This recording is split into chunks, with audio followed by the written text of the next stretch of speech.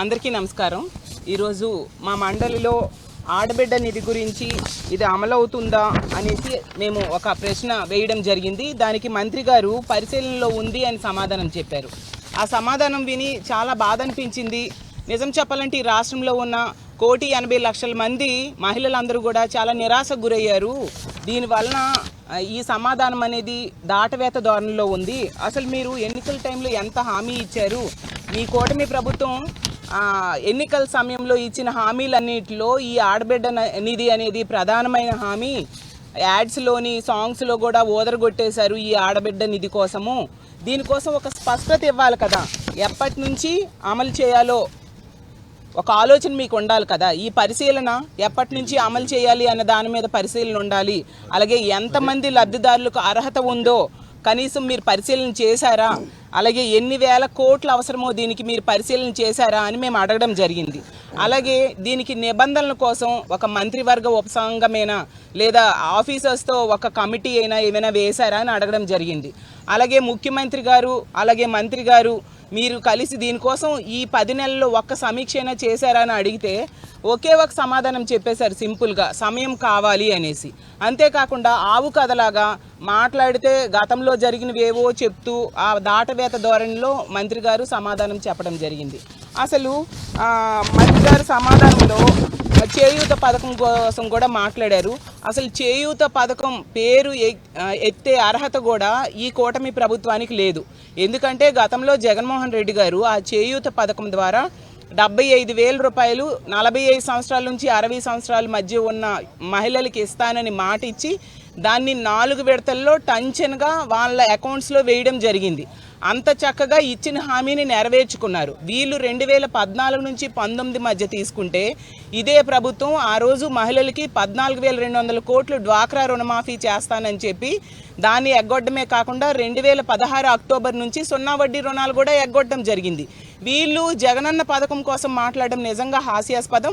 అసలు జగన్మోహన్ రెడ్డి గారు ముఖ్యమంత్రి అయ్యాక ఆసరా పథకం ద్వారా వీళ్ళు డ్వాక్రా రుణమాఫీ ఎగ్గొట్టారు కదా, వాళ్ళకి 2019 ఏప్రిల్ వరకు ఉన్న డ్వాక్రా రుణాలని 4 విడతలుగా మహిళల అకౌంట్లో వేయడం జరిగింది.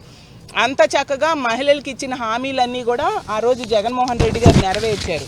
వీళ్ళు ఇచ్చిన హామీలు అమలు చేయక ఎంతసేపు తప్పించుకునే ధోరణిలో ప్రతి తప్పుకు కూడా జగన్మోహన్ రెడ్డి గారి మీద నెట్టివేస్తూ వీళ్ళు కాలం వెళ్ళబుచ్చుతూ ప్రజలను మభ్యపెట్టడానికి ప్రయత్నిస్తూ ఉన్నారనేసి క్లియర్గా అర్థమవుతూ ఉంది.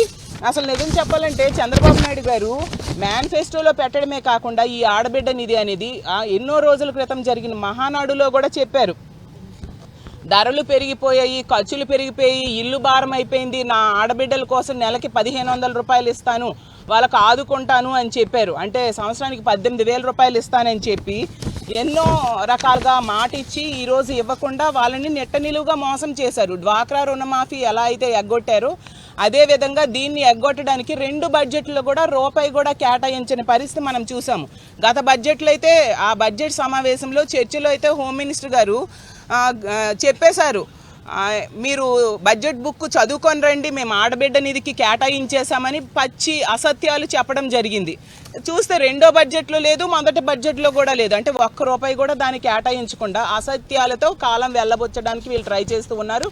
అసలు ఈ ఆడబిడ్డ నిధికి అర్హులైన వాళ్ళు ఇంచుమించు 1,80,00,000 మంది మహిళలు ఈ రాష్ట్రంలో ఉన్నారు. వాళ్ళకి ఈరోజు తీసుకుంటే ఏడాదికి 32,400 కోట్లు అవసరం అవుతుంది.